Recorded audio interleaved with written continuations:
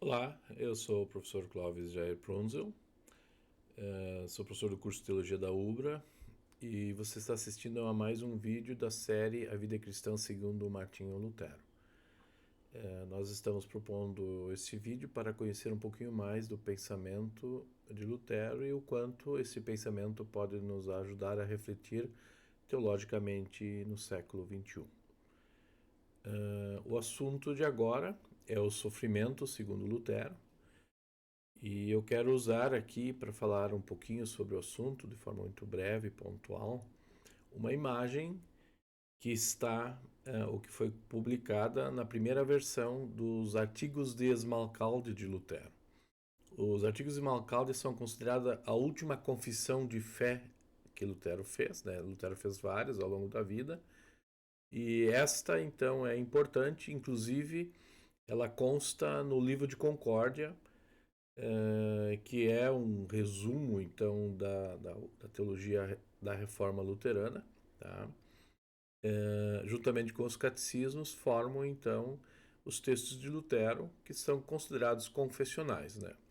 Sempre lembrando que confessional tem a ver com um eco das escrituras, ok? Então os textos confessionais eles não podem ir além do que as escrituras ensinam, eles são um sumário das escrituras, ou eles nos servem de mapa para ler as escrituras, né?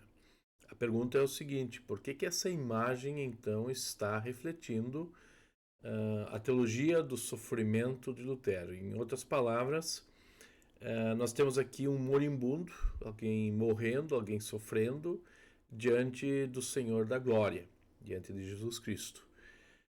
Nós sabemos que a teologia de Lutero é conhecida hermeneuticamente como a teologia da cruz. Em outras palavras, todo ser humano está diante de Jesus na cruz, tá? E no pensamento medieval, sofrer, por exemplo, ter doenças, não ter dinheiro, não ter comida, não ter controle da sexualidade ou algo parecido, eram formas que Deus usava para tentar as pessoas. Okay? Então, esse pensamento medieval vai ser rechaçado por Lutero. E Lutero, como personagem que resgata o conteúdo bíblico, né, ele até luta com suas doenças. Né? Lutero tem várias doenças, inclusive o final da vida dele é bem dramático sob o aspecto da saúde. Tá? Ele tem problemas renais, ele tem problema de circulação, ele tem problema em ouvidos, certo? É muito da época em que ele estava no mosteiro, onde ele não tinha uma prescrição alimentar sadia, onde ele vivia muito sem roupa, passando frio, deitado numa laje, né? Isso fazia parte do processo de penitência. Você queria então sofrer no corpo as chagas de Cristo, né? Como muita gente faz até hoje, né? Mas Lutero, se você lê, por exemplo, os artigos de Smalcald e lê outras exposições da Bíblia, né, como por exemplo a carta de 1 Pedro, que é considerada uma das cartas do sofrimento do cristão, e assim como Pedro, e assim como o texto bíblico, sofrimento, especialmente no Novo Testamento, é um termo grego chamado passio. Passio é sofrer, tá? O verbo sofrer. E quando Lutero descobre que o cristão maneja o sofrimento, mas não seu, né, ele descobre que o sofrimento vem a partir da cruz e não a partir do que o ser humano experimenta. Lutero então percebeu de que o sofrimento, teologicamente falando, tem que ser descrito a partir do sofrimento de Cristo. Tá? Tanto é que a palavra passio, grego, significa sofrimento, e nós chamamos a paixão de Cristo. Tá? Os latinos copiaram esse termo e colocaram isso então no latim, e nós depois incorporamos isso na língua portuguesa. Né? Então, a paixão e morte de nosso Senhor Jesus Cristo. Esse é o conteúdo da fé cristã.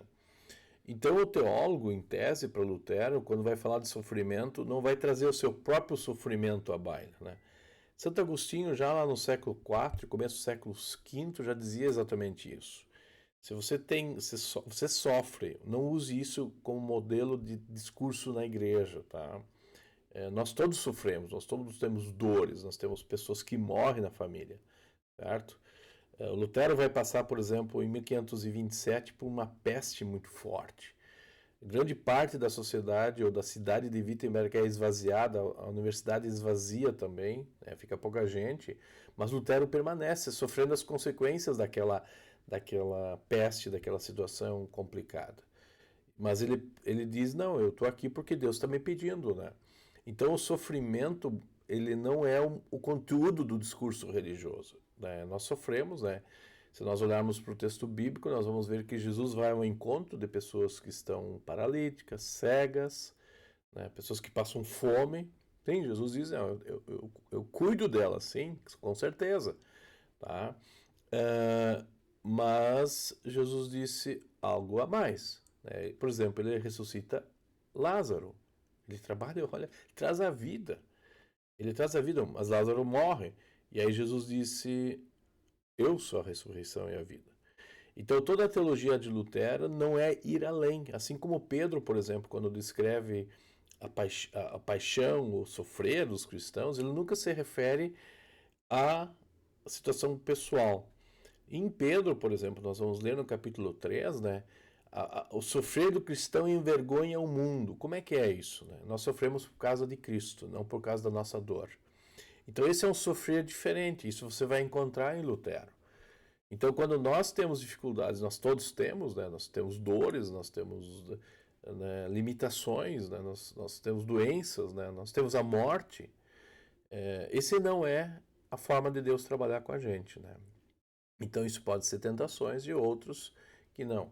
Mas Lutero prefere, assim como o Novo Testamento, né, assim como Pedro faz, como Jesus faz, prefere manter o sofrer à luz do sofrimento de Cristo. Né?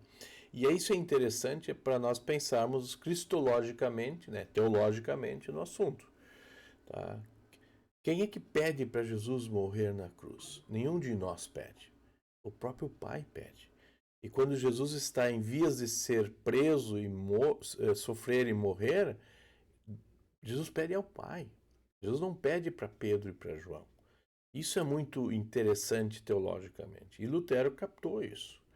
Então, quando nós queremos fazer uma teologia do sofrimento, nós vamos perceber, né, e Pedro vai dizer, vocês sofrem, os cristãos sofrem naquelas pequenas coisas quando Deus é atacado, aquele Deus que nós cremos é atacado. Então, Estevão, né, é o exemplo de sofrimento, né, ele confessou a fé e foi atacado. Tá? Na realidade, quem é o sofredor é o povo que joga as pedras. Tá? Então, Estevão tem o céu aberto.